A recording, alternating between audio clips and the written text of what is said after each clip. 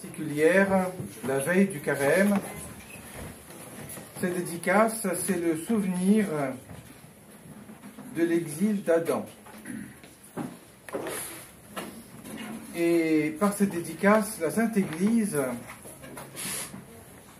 nous rappelle et nous incite aujourd'hui à bien méditer sur le fait que nous, les hommes, n'avons pas été créés pour l'existence terrestre d'ici-bas, qui est emplie de douleurs, de peines, de maladies, de guerres, de toutes sortes de difficultés, de souffrances. Nous ne sommes pas faits, ce n'était pas le projet initial du Seigneur que nous soyons là. Mais, par un concours de circonstances dans l'histoire ancienne de l'humanité que nous ne connaissons pas très précisément, eh bien, nous avons un temps de passage ici, sur cette terre, un temps de passage limité. Et c'est cela aussi à quoi l'Église nous appelle toujours à nous souvenir, en particulier aujourd'hui, que nous regardons et nous voyageons vers une autre vie. Car en effet, nous avons en réalité trois vies. La première, c'est ici, sur Terre. La deuxième, c'est dans le monde invisible sans notre corps. Et la troisième vie, c'est dans une réalité nouvelle avec notre corps spirituel. C'est-à-dire qu'il ne sera plus soumis à la maladie, à la mort. Et la façon dont nous allons pouvoir entrer dans la seconde et la troisième vie dépend de la première, de celle où nous sommes ici-bas. Et le temps de carême, c'est vraiment le moment privilégié de l'année pour nous de faire un bon bout de voyage vers la terre promise, vers cette réalité autre qui nous attend. Et comment faire ce voyage? Bien sûr, par la prière et par le jeûne, parce que nous sommes faits d'âme et de corps, et le labeur d'abstinence alimentaire nous permet de aussi avoir un effet sur notre âme. Et bien sûr cela, mais surtout, il est primordial pour nous de faire le point sur nous-mêmes, sur notre personnalité, sur nos habitudes en parole, en pensée, en action, et de voir par où est-ce que nous participons chacun à cet exil d'Adam.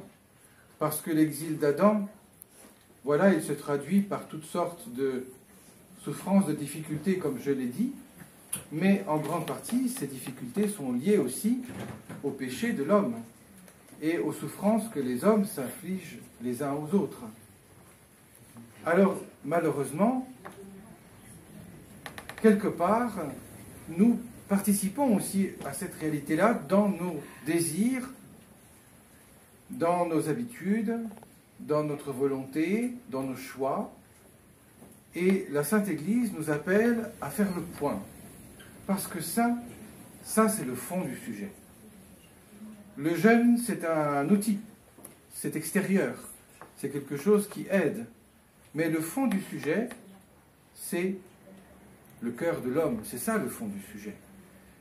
Et dans le cœur de l'homme, qu'est-ce qui met en mouvement toutes nos pensées, nos paroles, nos actions?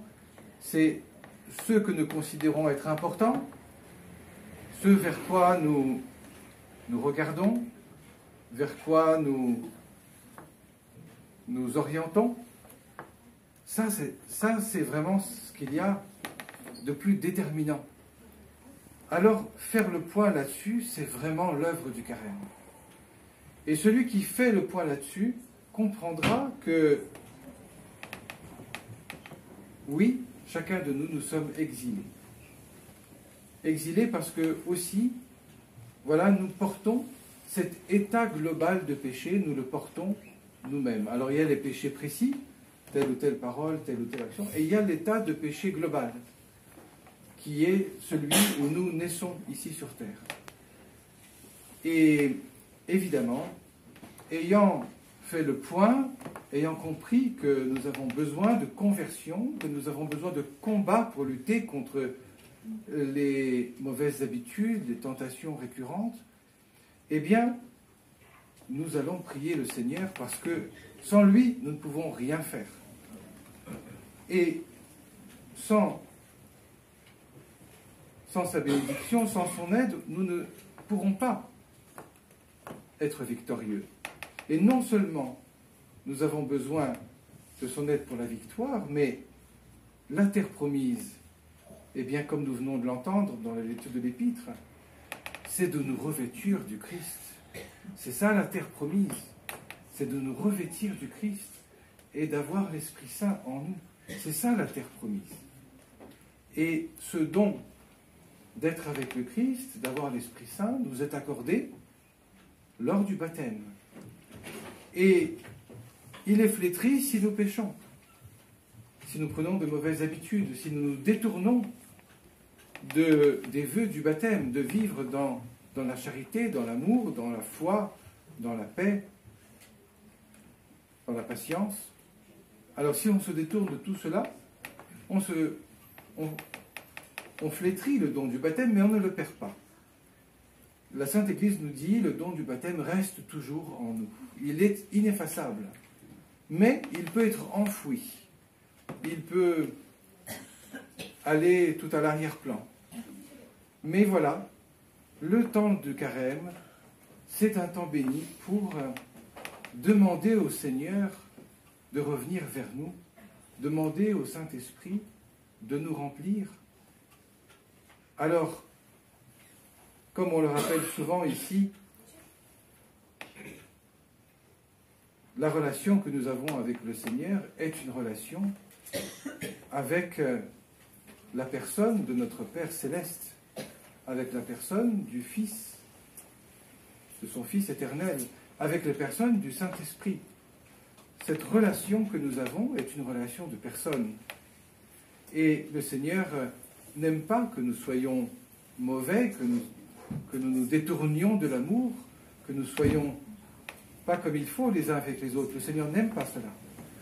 Alors, si nous voulons qu'il vienne nous revêtir de sa présence, qu'il nous aide, eh bien, la première chose, c'est de demander pardon les uns aux autres. Si on vient demander pardon au Seigneur de n'avoir pas été à la hauteur du don que nous avons reçu au baptême, et tout simplement des talents que nous avons reçus avec la nature humaine, parce que nous avons chacun de grands talents, de ne pas avoir été à la hauteur des dons du Seigneur, eh bien, mérite que nous fassions le chemin inverse, comme le Fils prodigue dont nous avons parlé il y a 15 jours, de retourner vers notre Père Céleste et de lui parler comme à notre Père qui nous aime, de lui parler comme à la personne de notre Père Céleste. Alors, avant de s'adresser à lui, nous avons besoin de faire la paix avec notre entourage. C'est la moindre des choses et c'est cela qu'il attend de nous. Et dans la prière qu'il nous a donnée, qu'il nous a enseignée, il nous appelle à pardonner et à demander pardon, les deux. Pardonne-nous nos offenses comme nous pardonnons à ceux qui nous ont offensés. Donc c'est la porte d'entrée vers le carême, c'est de nous demander pardon les uns aux autres, et d'accorder le pardon aussi, au nom du Christ, au nom de cette vie éternelle qui nous attend et vers laquelle nous nous dirigeons. Que le Seigneur nous accorde cela, nous bénisse tous, et après cette liturgie, il y aura un office supplémentaire de vêpres, qui est l'office annuel pour l'entrée en carême, avec donc ce temps de pardon. Le carême commence demain matin, c'est-à-dire qu'il y a cet office, et après cet office, on se réjouit. On chante aussi les chants de Pâques, Et on se réjouit parce que le Seigneur nous accorde de pouvoir entreprendre ce voyage extraordinaire qu'est le Saint Carême vers Pâques, vers le don de sa présence parmi nous et en nous.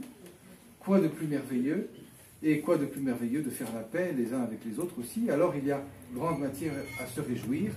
Et donc, la veille du Carême, le soir de la veille du Carême, c'est une joie. C'est une soirée de joie parce que, voilà, on a accès à tous ces dons vraiment merveilleux que le Seigneur nous donne. Et le don du Carême, le don de ce temps pour faire le point, pour prier, pour se recueillir, pour réfléchir, pour lire aussi. Donc ça, c'est encore une chose très importante en Carême, de pouvoir lire un texte écrit par un saint, lire la Bible, bien sûr, et lire, voilà, prendre un livre, et il y en a ici juste à côté dans la bibliothèque, lire le livre de quelqu'un qui a marché sur le chemin de la vie chrétienne avant nous, avec succès, qui a atteint la sainteté et qui nous en parle. Alors, c'est bien de puiser dans l'expérience de ceux qui ont marché avant nous avec succès, et c'est aussi l'intérêt de profiter du temps de Carême pour lire un bon texte. Que le Seigneur nous bénisse tous et nous accorde un bon et saint Carême. Amen.